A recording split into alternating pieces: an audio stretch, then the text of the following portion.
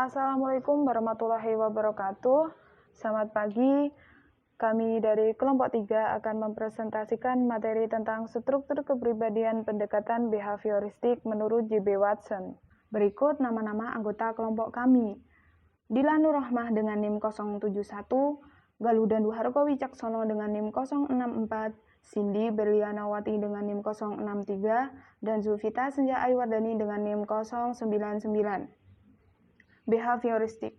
Teori behavioristik adalah teori yang mempelajari perilaku manusia, berfokus pada peran dari belajar dalam menjelaskan tingkah laku manusia dan terjadi melalui rangsangan berdasarkan stimulus yang menimbulkan hubungan perilaku reaktif atau respon hukum-hukum mekanistik. Pendekatan psikologi ini mengutamakan pengamatan tingkah laku dalam mempelajari individu. Para ahli memusatkan perhatian pada pengondisian atau conditioning yang melibatkan asosiasi antar stimulus dalam lingkungan dengan perilaku. Behavioristik dalam pandangan J.B. Watson. Stimulus dan respon dalam behavioristik harus berbentuk tingkah laku yang bisa diamati. Semua perilaku manusia adalah hasil dari kondisi atau hasil dari pengalaman masa lalu dan pengaruh lingkungan. Tidak percaya dengan unsur keturunan sebagai penentu perilaku. Menolak konsep insting, refleks ada karena suatu sebab. Apa yang diingat dan dilupakan ditentukan oleh seringnya sesuatu dilakukan. Perilaku dapat dikontrol dan ada hukum yang mengaturnya. Selanjutnya, saya akan menjelaskan tentang metode yang digunakan oleh J.B. Watson.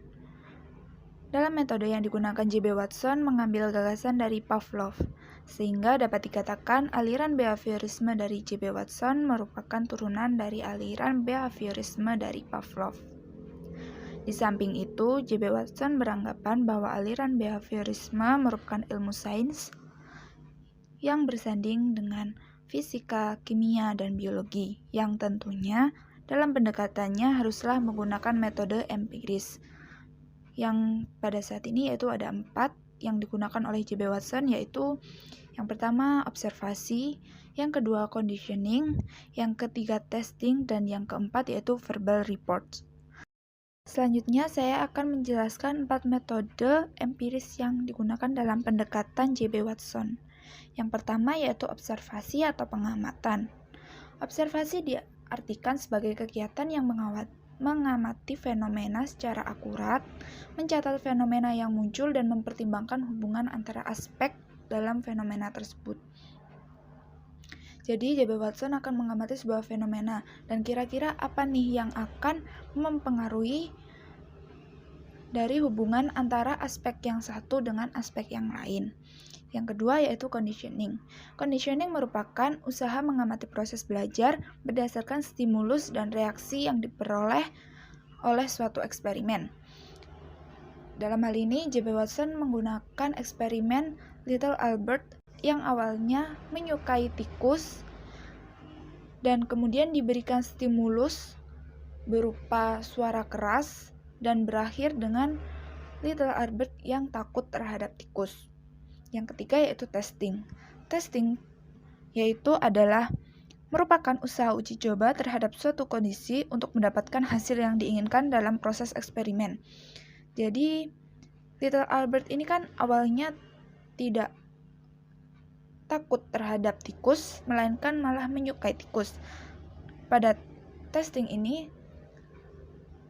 J.B. Watson mencoba untuk memberikan satu hal atau dua hal yang mempengaruhi agar mendapatkan hasil bahwa Little Albert untuk tidak menyukai atau bahkan takut terhadap tikus. Yang keempat yaitu verbal reports.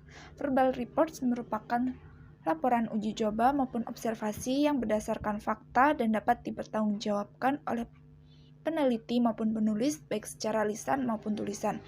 Jadi setelah semua langkah-langkah dari penelitian ini akan dilakukan verbal reports agar terdata dan dapat dipertanggungjawabkan sehingga bisa terbukti keasliannya. Selanjutnya, saya akan menjelaskan tentang percobaan J.B. Watson pada tahun 1921, di mana eksperimen tersebut menggunakan objek berupa balita Albert, dan tikus. Pada awal eksperimennya, Little Albert dikenalkan pada beberapa benda, yaitu tikus, kelinci, mainan yang berbulu, kertas yang terbakar, dan topeng. Tujuan dikenalkannya benda tersebut untuk melihat reaksi Little Albert terhadap benda-benda itu, dan pada akhirnya Little Albert terlihat menyukai tikus daripada benda lain. Dari Little Albert yang tidak takut pada tikus putih ini, Watson mencoba membuktikan untuk membuat seorang balita takut terhadap benda yang sebelumnya tidak pernah ditakuti. Little Albert diarahkan untuk memegang seekor tikus putih tersebut, dan dalam eksperimennya, Watson memulai pembiasaannya dengan cara memukul sebatang besi dengan sebuah palu setiap kali Albert mendekati dan ingin memegang tikus putih tersebut. Proses tersebut dilakukan berulang kali oleh Watson. Akhirnya, ketika tikus itu muncul meskipun tidak ada suara keras, Little Albert menjadi takut kepada tikus. Tidak hanya tikus, tetapi juga setiap kali ada suatu hal atau benda yang memiliki bulu putih, Little Albert akan takut. Pada akhirnya, dari eksperimen tersebut, tikus ini telah menjadi stimulus terkondisi untuk respon berupa rasa takut. Saya akan menjelaskan tentang classical conditioning. Mengapa hal ini bisa terjadi? Dalam dunia psikologi, hal ini bisa dijelaskan dengan teori classical conditioning dari Ivan Pavlov. Jadi, classical conditioning adalah proses di mana suatu stimulus atau rangsangan yang awalnya tidak memunculkan respon tertentu diasosiasikan dengan stimulus kedua yang dapat memunculkannya. Hasilnya, stimulus pertama pun dapat memunculkan respon. Menurut teori classical conditioning, mungkin musik favorit sering kita dengar ketika kita sedang keadaan dalam mood yang baik ataupun pada saat sedang berbahagia. Sehingga musik favorit tersebut kita anggap sebagai suatu stimulus yang dapat membuat kita menjadi bahagia. Dan lama-lama musik favorit tersebut telah terasosiasi dengan perasaan bahagia. Nah, berikut ini adalah skema dari social conditioning. Nah, di sini saya akan memberikan contoh tentang skema dari classical conditioning. Jadi, yang pertama, musik favorit kurang lebih tidak akan menimbulkan respon.